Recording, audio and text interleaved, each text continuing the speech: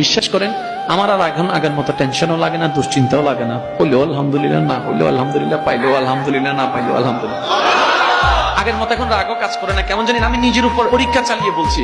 আপনি শুধু আপনার দুশ্চিন্তায়, টেনশনে, ভয়ে, তারপরে আপনার কেউ এসে বদনামের কথা শোনাচ্ছে, কেউ আপনার ক্ষতির কথা শোনাচ্ছে, কি করবেন ভবিষ্যতে এটা নিয়ে শোনাচ্ছে। শুধু আপনি একটা মাস, আমার কথাটা রাখেন, একটা মাস আপনি বুঝেন না বুঝেন, শুধু মনে মনে এদিকে শুনবেন আর মনে মনে বলবেন আলহামদুলিল্লাহ, আলহামদুলিল্লাহ, আলহামদুলিল্লাহ, আলহামদুলিল্লাহ।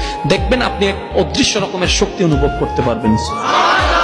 এক অন্যরকম একটা ভালো লাগা আপনার ভিতরে কাজ করবে। মনে করেন আপনাকে কেউ বকা দিচ্ছে, আপনি বুঝতে পারছেন উনি এখন আপনাকে এসে বকা দিবে। বকা দিলে আপনার মেজাজ গরম হয়ে যাবে, মন খারাপ হয়ে যাবে। উনি বকা দিতে আছে, আপনি শুধু নিচের দিকে তাকায় আলহামদুলিল্লাহ, আলহামদুলিল্লাহ, আলহামদুলিল্লাহ, আলহামদুলিল্লাহ, আলহামদুলিল্লাহ। এক কথাই হচ্ছে আল্লাহ আমি তোমার উপর খুশি আছি।